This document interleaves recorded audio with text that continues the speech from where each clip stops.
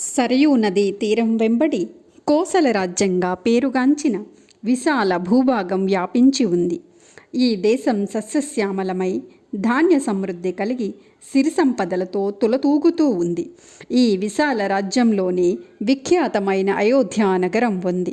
విశ్వమానవాళిని పాలించిన వైవస్వత మనువు యొక్క అభీష్టానుసారం ఈ నగరం నిర్మించబడింది. వైభవోపేతమైన ఈ నగరం 96 మైళ్ళ పొడవు, 24 మైళ్ళ వెడల్పు కలిగి యోజనాబద్ధంగా నిర్మించబడింది. అయోధ్య పూర్వద్వారాలు చంద్రకాంత శిలా నిర్మితమైనవి. వాటి కవాటాలు వెండి, బంగారు, లోహాలతో నిర్మించబడి అమూల్యమైన రత్నాలు పొదగబడి ఉన్నాయి. శత్రువులను తిప్పికొట్టడానికి ఫిరంగులతోనూ రాళ్ళు విరిజిమ్మే యంత్రాలతోనూ ఆ నగరాన్ని సంరక్షిస్తూ కోటగోడలు ఉన్నాయి. అయోధ్యలో రమణీయమైన ఉద్యానవనాలు పలు రకాలైన పుష్పాలతో నిండి ఉండి కనువిందు చేస్తూ ఉండగా నీడనిస్తూ ఫలవృక్షాలు నిలిచి ఉన్నాయి. అయోధ్యలోనికి దారితీసే రహదారులన్నీ ఎప్పుడూ యాత్రికులతో రద్దీగా ఉంటాయి. ప్రపంచం నలుమూలల నుండి రాజులు, రాజకుమారులు వచ్చి అయోధ్య మహారాజుకు తమ కప్పాలను చెల్లించి నమస్కారాలు సమర్పిస్తూ ఉంటారు. ఎక్కడెక్కడి నుంచో వ్యాపారులు వచ్చి అయోధ్య విపణి వీధుల్లో క్రయ విక్రయాలు చేస్తూ ఉంటారు. దశరథ మహారాజు ఈ సకల భూమండలాన్ని ఏకఛత్రాధిపత్యంగా పరిపాలిస్తున్న చక్రవర్తి, ఒక గొప్ప రాజర్షి, మహర్షి స్థాయికి చెందినవానిగా పరిగణింపబడుతున్నాడు. అసంఖ్యాకమైన శత్రువులతో ఒంటరిగా పోరు చేయగల అసమాన యోధుడు. అయోధ్య నగరం వైదిక సంస్కృతి యొక్క నిర్దిష్ట చిత్రంగా విరాజిల్లుతూ ఉంది. ఊహించగల ఐశ్వర్యాలన్నీ అక్కడ సమగ్ర రూపంలో కొలువుతీరి ఉన్నాయి. అంతటి కళ్ళు చెదిరే ఐశ్వర్య వైభవాలతో ఓలలాడుతున్నప్పటికీ దశరథ మహారాజు అసంతుష్టితోనే ఉన్నారు. తన వంశాన్ని కొనసాగించే పుత్ర సంతతి కోసం ఆయన ఎన్ని ప్రయత్నాలు కొనసాగించినా ఫలితం లేదు. చివరగా ఎంతగానో ఆలోచించని మీదట పుత్ర సంతానం కోసం దశరథ మహారాజు అశ్వమేధయాగం చేయాలని నిర్ణయించారు. ఈ తలంపుతో రాజపురోహితులను పిలిపించటానికై తన ప్రధాన సచివుడైన సుమంత్రుణ్ణి పంపించారు. వశిష్ఠుడు, వామదేవుల నాయకత్వంలో బ్రాహ్మణులు వచ్చి సమావేశం కాగా దశరథ మహారాజు వారిని ఉద్దేశించి, ఓ ద్విజోత్తములారా, ఒక పుత్రుణ్ణి పొందాలనేది ఎంతో కాలంగా నాలో తీరని కోరికగా ఉండిపోయింది. పుత్ర సంతానం కోసం నేను చేసిన ప్రయత్నాలేవీ ఫలించలేదు. నాకు వారసుడంటూ లేకపోవడంతో ఇకపై ఎంత మాత్రం సంతోషాన్ని నటించలేను. నిజానికి నా రోజులు చాలా దుఃఖమయమై వ్యర్థమైనట్లు కనిపిస్తున్నాయి. అందువల్ల ఎంతో జాగ్రత్తగా ఆలోచించిన మీదట దయాపూర్వకమైన మీ అనుమతితో అశ్వమేధయాగం చేయాలన్న నిర్ణయానికి వచ్చాను. మీరంతా సర్వశాస్త్ర పారంగతులైనందున నన్ను సరైన మార్గంలో నడిపించగలరన్న విశ్వాసంతో ఉన్నాను అంటూ తన ప్రసంగాన్ని ముగించారు. పురోహితులంతా దశరథ మహారాజు చేయి తలపెట్టిన అశ్వమేధయాగానికి ముక్తకంఠంతో ఆమోదం తెలిపారు. ఆ పైన మహారాజు ఆలస్యం లేకుండా అవసరమైన ఏర్పాట్లు చేయటానికి మంత్రులకు ఆదేశమిచ్చారు. తర్వాత సుమంత్రుడు దశరథ మహారాజుకి గతంలో ఒకప్పుడు మహర్షుల సమావేశంలో సునత్కుమారుడు చెప్పగా తాను విన్న ఈ కథను వివరించాడు. ప్రియమైన రాజా, ఈ కథ మీకు చాలా ఆసక్తిదాయకంగా ఉంటుంది. ఎందుకంటే రత్నాల్లాంటి 4 కుమారులకు మీరు తండ్రి కానున్నారని ఇది సూచిస్తుంది అంటూ సుమంత్రుడు చెప్పడం మొదలుపెట్టారు. రోముపాద మహారాజు వల్ల జరిగిన పొరపాటు వలన ఒకసారి ఆయన రాజ్యంలో విపరీతమైన కాటక పరిస్థితులు ఏర్పడగా జీవరాశులన్నీ తీవ్రమైన భయాందోళనకు లోనయ్యాయి. పరిస్థితులు దుర్భరంగా పరిణమించగా రోమపాద మహారాజు తన ఆస్థానంలోని వేద విద్యులను, బ్రాహ్మణులను సమావేశపరిచి రాజ్యంలో ఏర్పడిన కాటకానికి కారణం ఏమై ఉంటుందని ప్రశ్నించాడు. నా వల్ల ఏదో తప్పు జరిగినందువల్లనే నా రాజ్యం ఈ భయంకరమైన కరువుకు గురైందని నాకు తెలుసు. పండితులారా, మీ జ్ఞానం అపారమైనది కనుక నేను గతంలో చేసిన పాపాలకు దయచేసి ప్రాయశ్చిత్తాన్ని విధించండి అని వేడుకొన్నారు. బ్రాహ్మణులు అతనితో, ఓ రాజా, మృగుఋషి అనే గొప్ప బ్రాహ్మణ మునీశ్వరుడు అరణ్యంలో నివసిస్తున్నాడు. మృగుఋషి కశ్యపుని కుమారుడు. అతని కుమారుడి పేరు ఋషిశృంగుడు. ఈ కుమారుణ్ణి నీ రాజ్యానికి తీసుకువచ్చి నీ కుమార్తె అయిన శాంతనిచ్చి వివాహం జరిపిస్తే ఈ కరువు కాటకాలు తక్షణమే ఉపశమిస్తాయి అన్నారు. నిజానికి శాంత దశరథ మహారాజు యొక్క కుమార్తె అయినప్పటికీ ఆయన మిత్రుడైన రోమపాదుడికి సంతానం లేకపోవటంతో అతని అభ్యర్థన మేరకు శాంతను పెంచుకోవటానికి ఇచ్చాడు. కాటకాన్ని అంతం చేయటానికి ఒక మార్గం దొరికిందని రోమపాద మహారాజు ఎంతగానో సంతోషించాడు. కానీ ఋష్యశృంగుణ్ణి వెంట పెట్టుకుని రమ్మని పురోహితులకు చెప్పినప్పుడు వారు తిరస్కరించారు. రాజా, మృగు ఋషి యొక్క కుమారుణ్ణి ప్రలోభపెట్టి ఇంటి నుంచి తీసుకువచ్చే ప్రయత్నం మేము చేస్తే ఆయన మమ్మల్ని శపిస్తాడు. ఋష్యశృంగుణ్ణి మొదటి నుంచి ఏకాంతంలో ఉంచి అతని తండ్రి పెంచుతున్నాడు. అతను మరొక నరమానవుణ్ణి చూసి ఎరుగడు. ఋషిశృంగుడు స్త్రీ జాతికి చెందిన వారిని ఎన్నడూ ఒక్కసారి కూడా చూసి ఉన్నందున అతనికి స్త్రీ సుఖం గురించి బొత్తిగా తెలియదు. ప్రియమైన రాజా, మేము నీ శ్రేయస్సు కోరిన వారమైనందున ఋషిశృంగుణ్ణి నీ రాజ్యానికి రప్పించటానికి ఒక ఉపాయాన్ని ఆలోచించాం. అత్యంత సౌందర్యవతులైన వేశ్యలను అక్కడికి పంపించి వారి వయ్యారాలు ఒలకబోసి అతనికి మోహింపచేయాలి. ఈ పద్ధతిలోనైతేనే పని సులభంగా నెరవేరుతుందని మా నిశ్చితాభిప్రాయం అని చెప్పారు. వారి పథకానికి రోమపాద మహారాజు సమ్మతించి యవ్వనవతులు అందగతులైన వేశ్యలను పిలువనంపాడు. ఋషిశృంగుడిని పై విధంగా తీసుకురావాలని రాజుగారు సూచించిన విధంగా అందుకు తగిన బహుమానాలను ముట్ట చెప్పుతామని ఆయన వాగ్దానం చేయగా ఆ యువ ఋషిని ఎలాగైనా సరే తీసుకుని వచ్చేందుకు నిశ్చయించుకున్న వారై ఆ యువతీమణులు అరణ్యానికి వెళ్ళారు. ఆ పైన ఆ వేశ్యాంగులు మృగుఋషి ఆశ్రమానికి దగ్గరలోనే తమ శిబిరాన్ని ఏర్పాటు చేసుకొని అదును కోసం కాచుకుని ఉన్నారు. అలా ఉండగా ఒకరోజు ఋషిశృంగుడు ఇంటి నుంచి బయలుదేరి బయట తిరుగుతూ అనుకోకుండా ఆ వేశ్యల శిబిరానికి రావటం జరిగింది. ఋషిశృంగుడిని చూసి ఆ యువతులు ఆనందోత్సాహాలతో అతన్ని సమీపించారు. నీవెవరు అని ఆ యువన్ని అడుగుగా, నేను మృగుఋషి కుమారుణ్ణి, ఇక్కడకు దగ్గరలోనే ఉంటాను. నా తండ్రి యొక్క ఆశ్రమంలో నేను తపస్సు చేసుకుంటూ ఉంటాను. మీరంతా చూడటానికి ఎంత అద్భుతమైన సౌందర్యమూర్తులులా ఉన్నారు. మీరు ఒకసారి మా ఇంటికి వచ్చి నా పూజలను ఆతిథ్యాన్ని స్వీకరించండి అన్నాడతను. అప్పుడు ఆ వేశ్యలు ఋష్యశృంగుడితో కలిసి వెళ్ళారు. అక్కడ అతను వారికి ఆర్ఘ్యపాద్యాలను, రకరకాల ఫలాలను, కందమూలాలను సమర్పించి సాదరంగా సత్కరించాడు.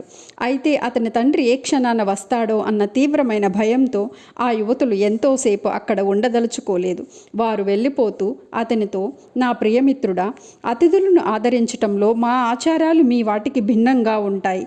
మీ మర్యాదలకు బదులుగా ఇప్పుడు మా గౌరవ సత్కారాలను దయతో స్వీకరించు అంటూ ఆ యువతులు ఋషిశృంగుడిని ఎంతో ప్రేమతో గాఢంగా ఆలింగనం చేసుకొని తాము తెచ్చిన మధురభక్ష్యాలను అతనికి పెట్టారు. కేవలం ఫలాలను, కందమూలాలను తినటానికి అలవాటు పడిన ఆ అమాయక ఋషికుమారుడు అంతటి రుచికరమైన భక్ష్యాలను ఇదివరకెన్నడూ తిని ఉండలేదు. నిజానికి ఆ మిఠాయిలు కూడా ఏవో అద్భుతమైన ఫలజాతులకు చెందినవనే అతడు అనుకున్నాడు. అదే కాక తన తండ్రిని తప్ప వేరెవరిని కానీ చూసి ఎరుగునందున ఆ వేశ్యాంగలను అతడు అతిలోక మనోహరులైన పురుషులనే తలచాడు. ఆ యువతులు వెళ్ళిపోయిన తదుపరి ఋషిశృంగుడు హృదయంలో అలజడి, ఆందోళన అనుభవించసాగాడు. అతని హృదయంలో అంతవరకు సుప్తచేతనావస్థలో ఉంటూ వచ్చిన కామవాంఛ యొక్క బీజం అంకురించింది.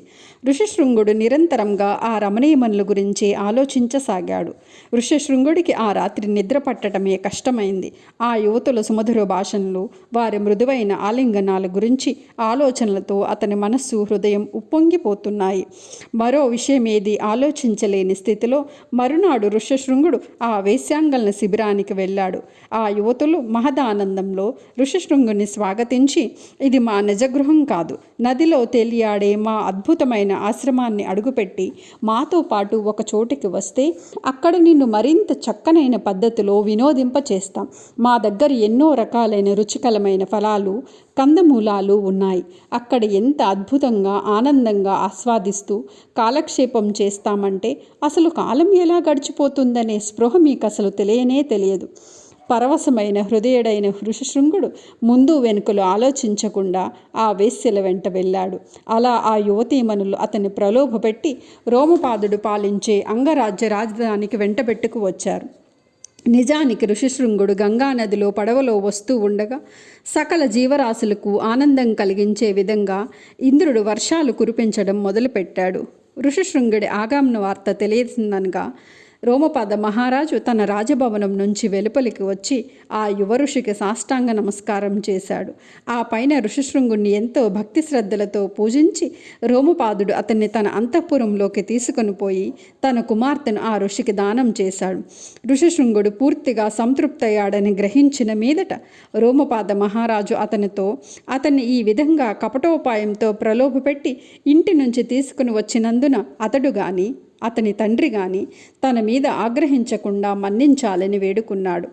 ఆ మేరకు ఋషిశృంగుడు హామీ ఇచ్చిన మీదట ఎంతో వేడుకగా అతనికి శాంతతో వివాహం జరిపించాడు. వివాహానంతరం నవదంపతులు రోమపాద మహారాజు యొక్క భవంతిలోనే కాపురం చేస్తూ రాజభోగాలతో సుఖంగా కాలం గడిపారు. సుమంత్రుడు ఈ వృత్తాంతాన్ని వివరించిన దశరథ మహారాజుతో, ఓ రాజా, నీవు అశ్వమేధయాగం చేయించటానికై ఋషిశృంగుని కోసం రాజ్యానికి పంపమని అర్థించి నీ మిత్రుడైన రోమపాదుని సహాయం తీసుకుంటావని సనత్కుమారుడు ఆనాడే చెప్పారు. అశ్వమేధానంతరం అసదృశులైన 4 పుత్రుల్ని పొంది నీ కోరికలను తీర్చుకుంటావని కూడా ఆయన సూచించారు అంటూ సుమంత్రుడు చెప్పటం ముగించాడు. సుమంత్రుడు చెప్పిన ఈ కథ అంతా విని దశరథ మహారాజు ఎంతగానో సంతోషించాడు. అటుపైన ఆలస్యం చేయకుండా పరివార సమేతంగా అంగరాజ్యానికి వెళ్ళాడు. అక్కడ రోమపాద మహారాజు ఆయన్ని ఎంతో గౌరవాదులతో స్వాగతించాడు. అంగరాజు ఋషిశృంగునితో అతని అసలైన మామగారు దశరథుడేనని వివరించాడు. దాదాపు 1 వారం రోజుల పాటు రోమపాదుడి ఆతిథ్య సత్కారాలను పొందిన మీదట దశరథ మహారాజు తన మిత్రుడితో, మిత్రమా, నా మహత్తరమైన వంశాన్ని కొనసాగించడానికి పుత్ర సంతానమంటూ లేక నేను చిరకాలంగా వ్యధ చెందుతున్నాను. కాబట్టి నా తరపున అశ్వమేధయాగం చేయటానికై ఋషిశృంగుడిని అయోధ్యకు రావలసినదిగా నిన్ను వేడుకుంటున్నాను అన్నాడు. అందుకు రోమపాదుడు సంతోషంతో అంగీకరించటంతో దశరథ మహారాజు ఋషిశృంగుణ్ణి శాంతను వెంటబెట్టుకుని అయోధ్యకు తిరిగి వచ్చాడు. అనంతరం వసంత ఋతువు రాగానే దశరథ మహారాజు సవినయంగా ఋషిశృంగుణ్ణి సమీపించి అశ్వమేధం జరపటానికి మార్గదర్శనాన్ని అభ్యర్థించాడు. అలా యాగ సన్నాహాలు ప్రారంభమై సరయూ నదికి ఉత్తర తీరాన అందుకోసం ఒక స్థలాన్ని ఎంపిక చేయటం జరిగింది. ఆచారం ప్రకారం చక్రవర్తి సామంతరాజుల మీద తన ఆధిపత్యాన్ని సుస్థాపితం చేసుకునేందుకు రాజులందరినీ సవాలు చేస్తూ ఒక అశ్వాన్ని ప్రపంచంలోని నలుదిశలకు పంపిస్తాడు. అశ్వం వెంట చక్రవర్తికి చెందిన సైనికులు ఉంటారు.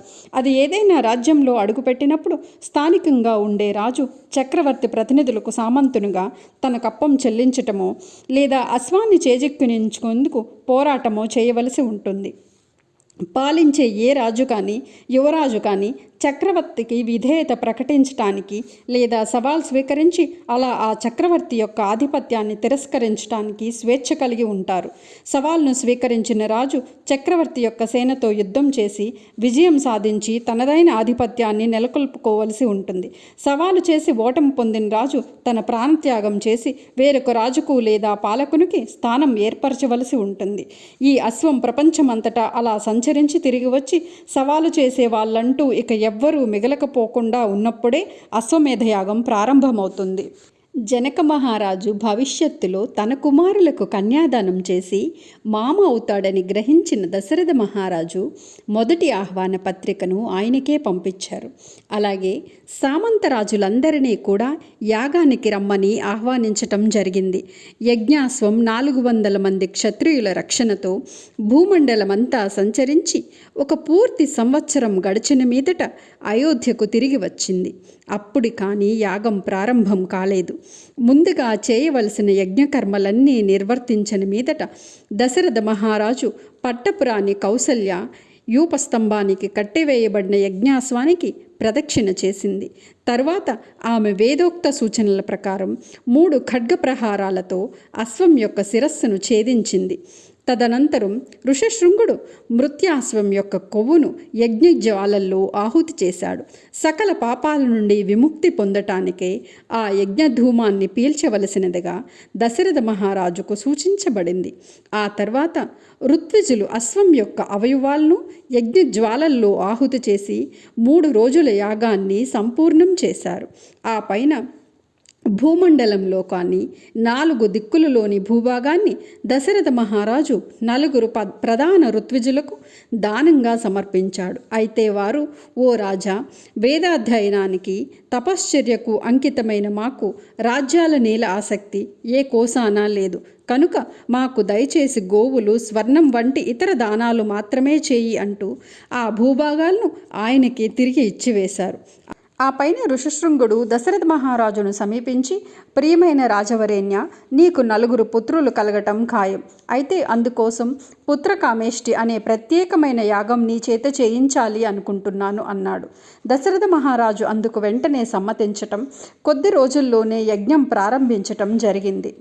అదే సమయంలో ఊర్ధ్వలోకాలలోని దేవతాముఖ్యులంతా బ్రహ్మదేవుడి దగ్గరకు వెళ్ళి, ఓ పితామహ, నీవిచ్చిన వరాలతో రావణుడు మహాబలోపేతుడై తన ఇష్టం వచ్చిన విధంగా ప్రతి ఒక్కరిని వేధిస్తూ ఉన్నాడు.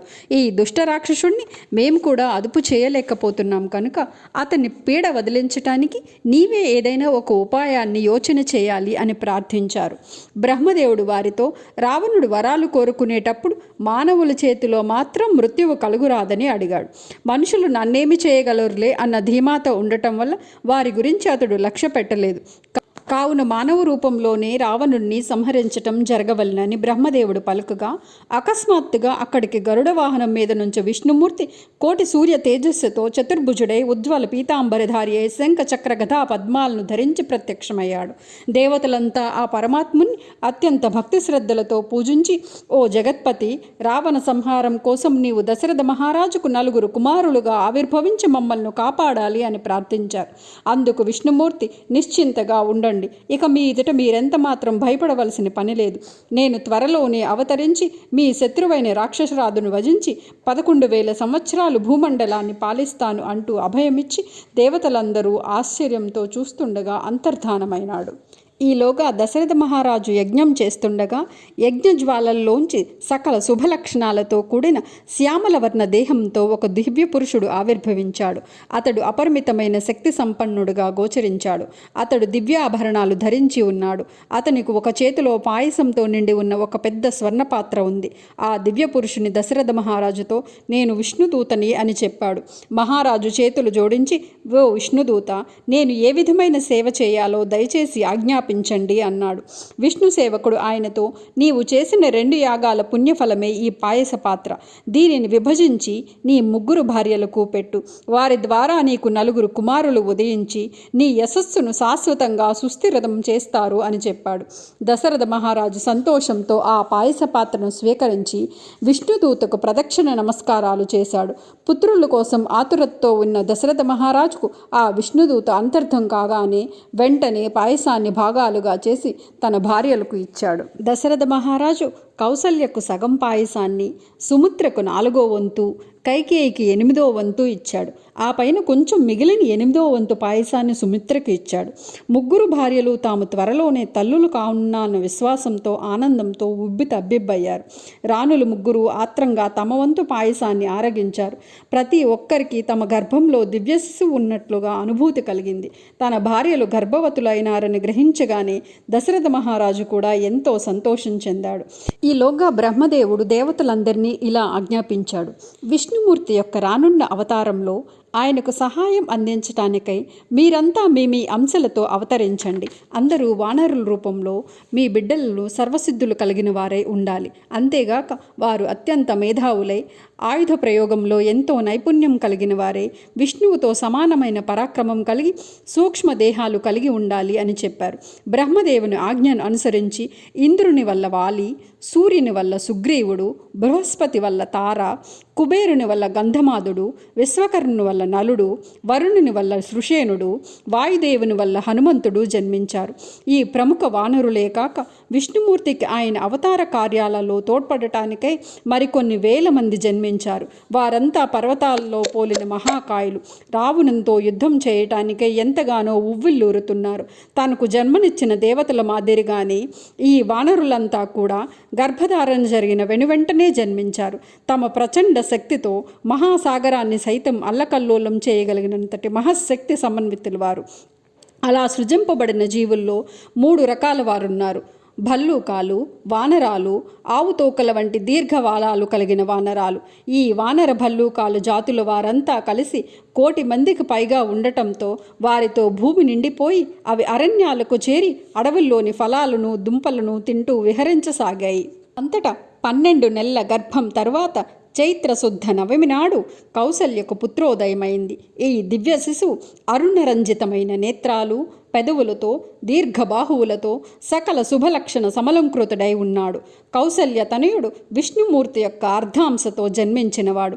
తర్వాత కొద్దిసేపటికే దశరథ మహారాజు యొక్క చిన్నరాణి అయిన కైకేయికి విష్ణుమూర్తి యొక్క 4వ వంతు అంశకు ప్రతినిధిగా ఒక కుమారుడు జన్మించాడు.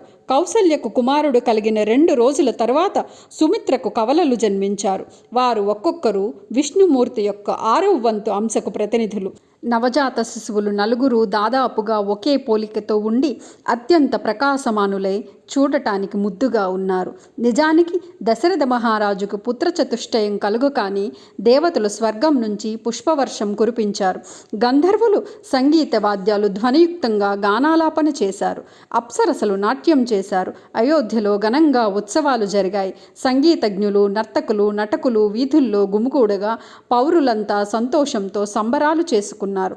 కౌసల్యకు పుత్రుడు జన్మించిన 13 రోజుల తర్వాత దశరథ మహారాజు యొక్క కులగురువైన వశిష్ఠముని నామకరణోత్సవం జరిపించాడు. భాగ్యశాలి అయిన ఆ ఋషి కౌసల్య కుమారుడికి రాముడని, కైకేయి పుత్రుడికి భరతుడని పేరు పెట్టాడు. సుమిత్ర యొక్క కవలలకు లక్ష్మణ శత్రుఘ్నులని పేరు పెట్టాడు.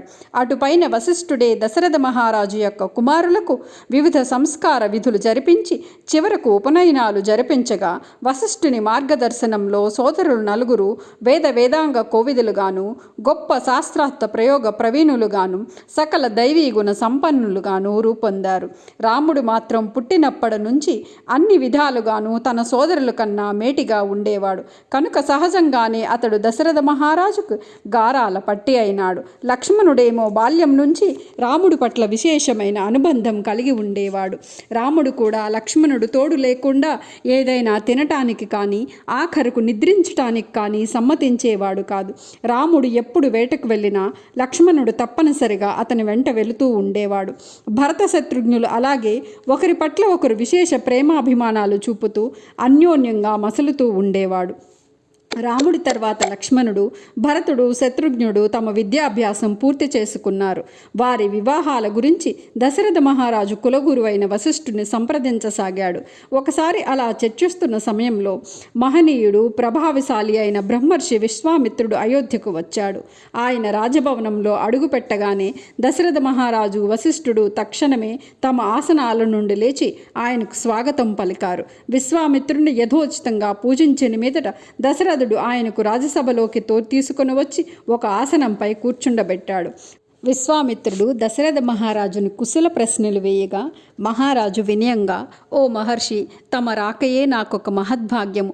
మీ ఆగమనంతో నాకు గొప్ప గౌరవాన్ని కలిగించారు. మీరు మీ కోరిక ఏమిటో చెబితే మీరు వచ్చిన పనిని నెరవేర్చగలుగుతాను అన్నాడు. దశరథ మహారాజు యొక్క స్వాగత వచనాలకు సంతోషించిన విశ్వామిత్రుడు, నేను ఒక గొప్ప యజ్ఞాన్ని నిర్వహించడంలో నిమగ్నమై ఉన్నాను.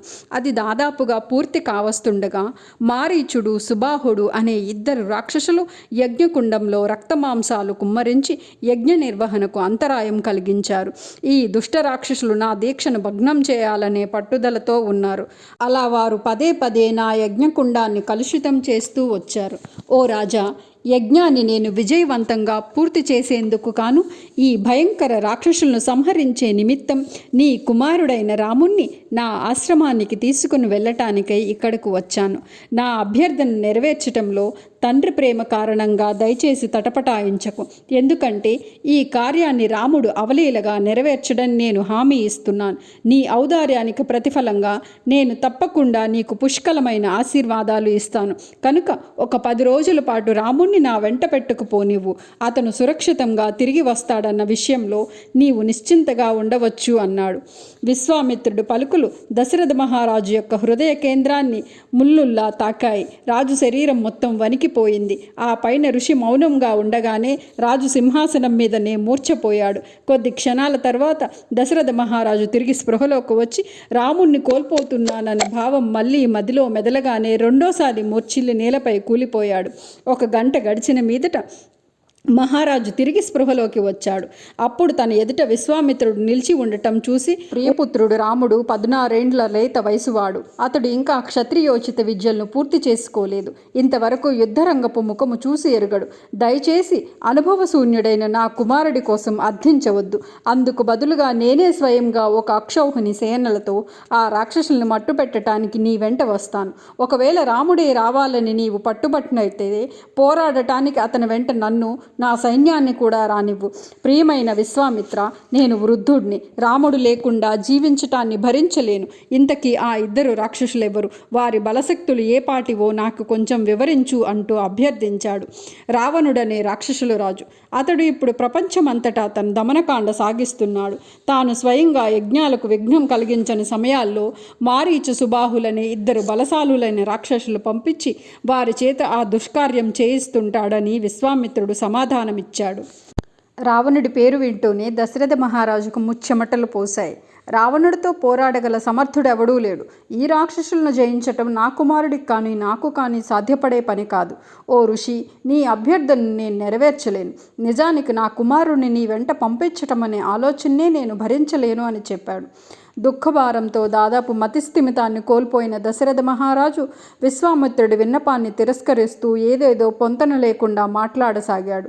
దానితో ఋషి తీవ్రమైన అవమానాన్ని పొందినవాడే కోపంతో, ఓ మూర్ఖరాజా, నీ అనుచిత ప్రవర్తన నీ వంశం యొక్క సర్వనాశనానికి కారణమవుతుంది. నన్ను సేవిస్తానని మాట ఇచ్చి వెనుకకు తగ్గావు. బ్రాహ్మణుల పట్ల ఇలాంటి ఆడి తప్పిన ప్రవర్తన రఘువంశంలో మునుపెన్నడూ లేదు. అందువలన ఈ దరిద్రపు స్థలం విడిచి ఈ క్షణమే వెళ్ళిపోతాను అని ప్రకటించాడు. విశ్వామిత్రుడి క్రోధావేశం కారణంగా భూమి కంపించసాగింది. స్వర్గంలోని దేవతలు కూడా భీతిల్లారు. పరిస్థితిని గ్రహించిన వశిష్ఠుడు హడావిడిగా దశరథ మహారాజును సమీపించి, ఓ రాజా, ఇప్పుడు సత్యమార్గాన్ని వదిలిపెట్టి ఇన్నాళ్లుగా ఆర్జించుకున్న పుణ్యాన్నంతటినీ నాశనం చేసుకోకు. నీవు ఘనంగా వాగ్దానం చేశావు. ఇప్పుడు నీ పుత్రుడైన రాముణ్ణి విశ్వామిత్రుడికిచ్చి ఆయన అభ్యర్థనను మన్నించటం సబబు. నీవు భయపడవలసిందేమీ లేదన్న నా అభిప్రాయం.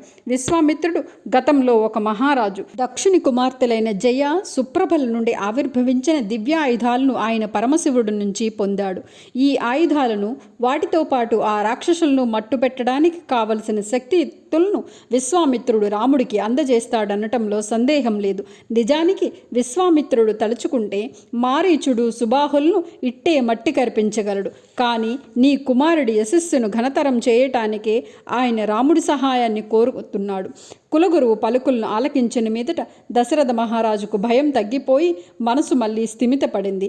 అలా మనశ్శాంతిని పొందినవాడే మహారాజు విశ్వామిత్రుడు అభ్యర్థనకు సమ్మతి తెలిపాడు. ఆ పైన దశరథ మహారాజు రాముణ్ణి రాజస్థానానికి పిలువనంపాడు. ఇద్దరూ విడదీయరాని వారి కావటంతో రాముడితో పాటు లక్ష్మణుడు కూడా వచ్చి తండ్రి ఎదుట నిలిచాడు. దశరథ మహారాజు పుత్రవాత్సల్యంతో తమ కుమారుల్ని ముద్దాడాడు. తర్వాత విశ్వామిత్రుడు ముందు నడుస్తుండగా ఆయన వెనుకనే రామలక్ష్మణులు ధనుర్బాణాలు ధరించి ముందుకు కదిలారు. వారు రాజసౌధాన్ని వదిలి వెళ్తుండగా ఆకాశం నుండి పూలవాన కురిసింది. సరయూ నదీ తీరం వెంట 12 మైళ్ళు నడిచిన మీదట విశ్వామిత్రుడు ఆగి, నాయనా రామ, కొంచెం ఆచమనం చేస్తే నీకు బల, అతిబల అనే 2 మంత్రాలను ఉపదేశిస్తాను. అవి నేర్చుకున్న మీదట నిన్ను అలసట కానీ వృద్ధాప్యం కానీ బాధించలేవు. అంతేగాక నీకు సాటి లేని జ్ఞానము, శక్తి లభిస్తాయి. ఈ గుణాలు నీలో ఇప్పటికే ఉన్నాయని నాకు తెలిసినప్పటికీ నీ శ్రేయస్సు కోసం నీకు ఈ మంత్రాలు ఉపదేశించదలచాను అన్నాడు. మంత్రోపదేశం పొందిన మీదట రాముడు 1000 సూర్యుల తేజస్సుతో ప్రకాశించాడు.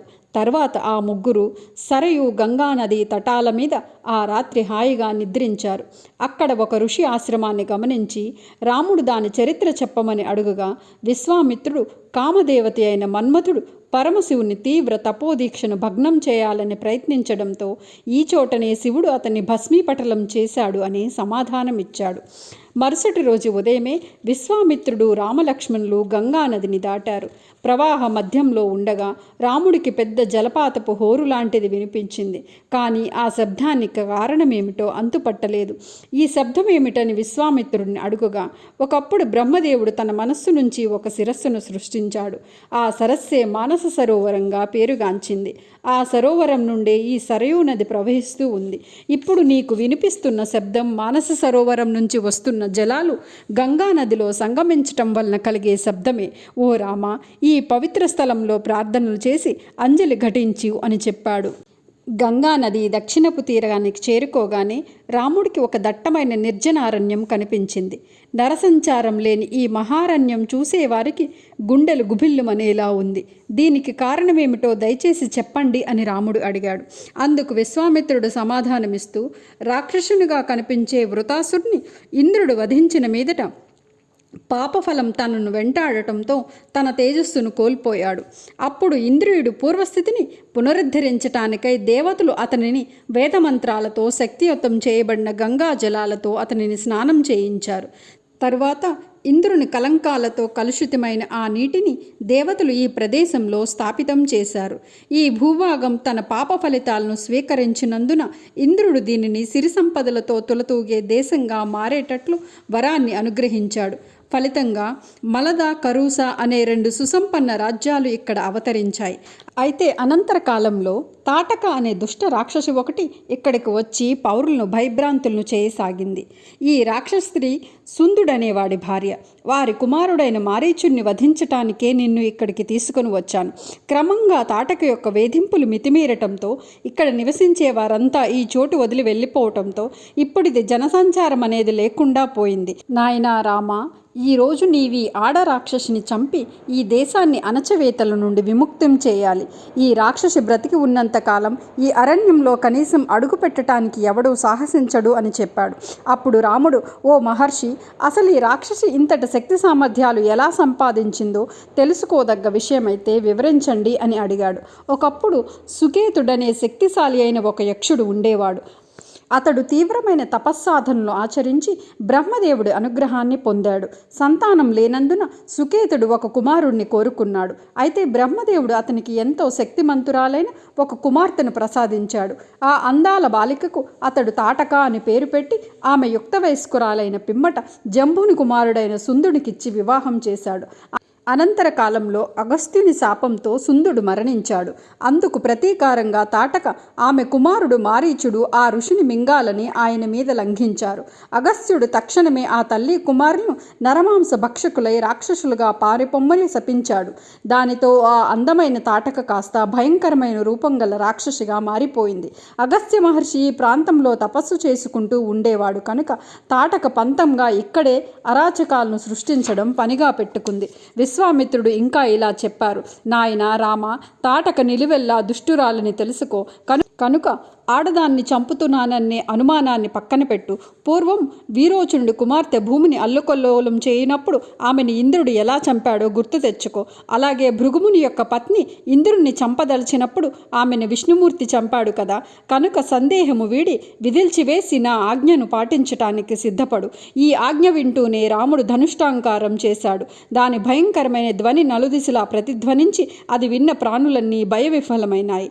శ్రీరాముడు ధనుష్టాకారాన్ని వినగానే తాటక ఒక్కసారిగా ఆశ్చర్యానికి లోనే అదే సమయంలో క్రోధంతో రెచ్చిపోయింది. శబ్దం వచ్చిన దిశగా పిచ్చెత్తినట్టు పరుగు తీసింది. దాని రాకను చూసిన రాముడు తమ్ముడితో, ఓ లక్ష్మణ, ఈ అసహ్యమైన పెనుభూతాన్ని చూశావా? చూస్తేనే చాలు సజ్జనుల హృదయాలు బద్దలయ్యేటంత భయానకంగా ఉంది. అయితేనేమి, ఈ రాక్షసి ఒక స్త్రీయేగా కనుక నేను ఆమెను చంపను. చంపడానికి బదులుగా ఆమె చేతులను కాళ్లను నరికి ఆమెను నిరపాయకరంగా చేస్తాను. అలా అవయవాలు ఖండించబడి ఇక మీదట ఘోరాలకు పాల్పడకుండా పడి ఉంటుంది అన్నాడు. ముందుకు దూసుకు వచ్చిన తాటక ధూళి తుఫాను సృష్టించి రామలక్ష్మణులను తాత్కాలికంగా అంధులుగా చేసింది. ఆ పైన తన మాయాశక్తులను ప్రయోగించి తాటక శిలావర్షం కురిపించింది. రాముడు తేరుకుని తమపై పడుతున్న శిలలన్నింటినీ నుగ్గు చేసి వేగంగా తాటక ముంజేతులను ఖండించాడు. అదే సమయంలో లక్ష్మణుడు తాటక చెవులను కోసి రాముడు సలహా మేరకు దాని ముక్కు కొనను కూడా కోశాడు. కానీ తాటక తన మాయాశక్తులను ఉపయోగించి తక్షణమే అదృశ్యమైంది. అదృశ్యంగా ఉంటూనే మళ్ళీ శిలావర్షాన్ని కురిపించసాగింది. విశ్వామిత్రుడు అసహనం చూపించే స్వరంతో, ఓ రామ, సాయం సంధ్య వచ్చేస్తున్నది. ఆ సమయంలో రాక్షసులు బలం ఎంతగానో పెరిగిపోతుంది కనుక తాటక మీద దయచూపటం కట్టిపెట్టి దాన్ని తక్షణమే వధించు అన్నాడు. రాముడు శరంపరంపరను విడవటంతో తాటక అకస్మాత్తుగా ప్రత్యక్షమై అతని మీదకు దూసుకు వచ్చింది.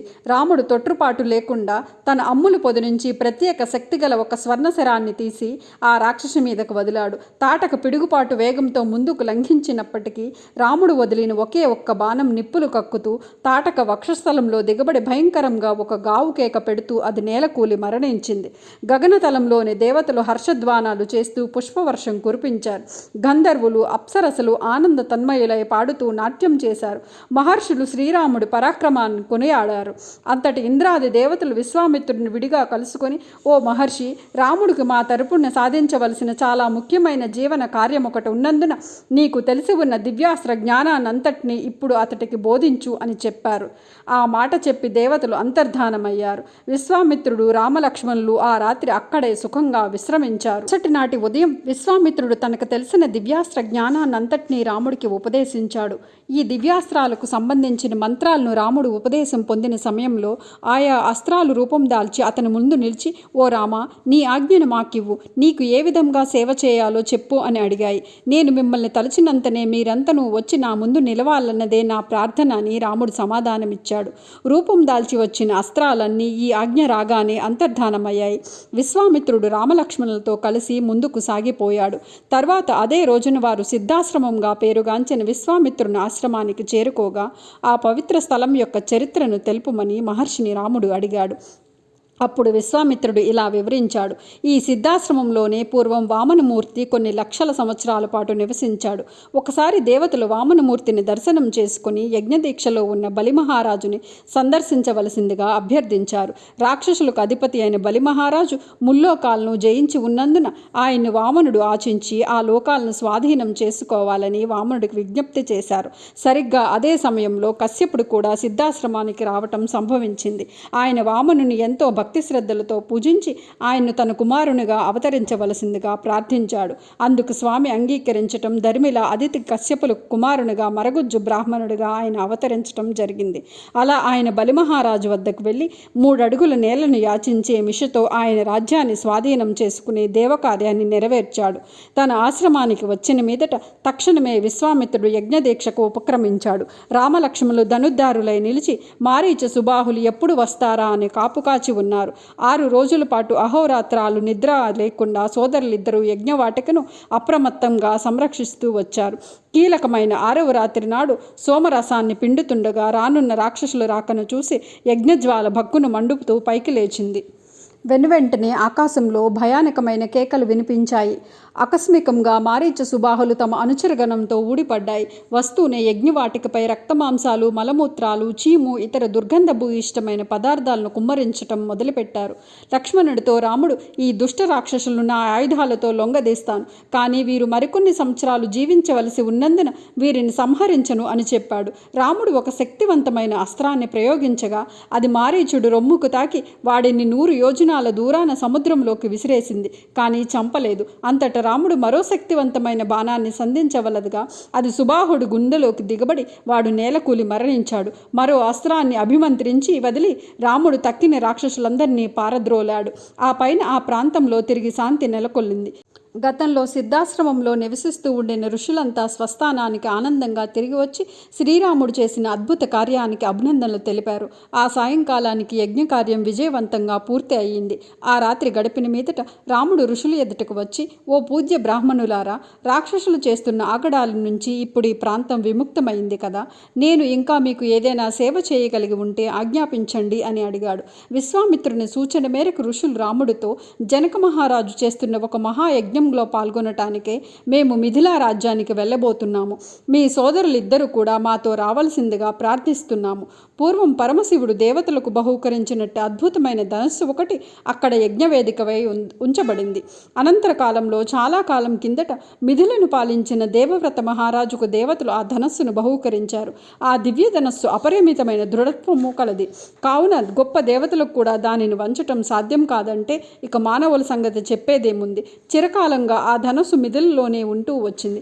అక్కడ దానికి ఒక పీఠంపై గంధ పుష్పాది పూజా ద్రవ్యాలతో పూజిస్తూ ఉన్నారు అని సమాధానం ఇచ్చారు. ఋషులతో పాటు రావటానికి రాముడు అంగీకరించాడు. ఆ పైన జనక మహారాజు యజ్ఞానికి కావలసిన సంబరాలతో వరదరథాలతో ఒక మహాయాత్ర ప్రారంభమైంది.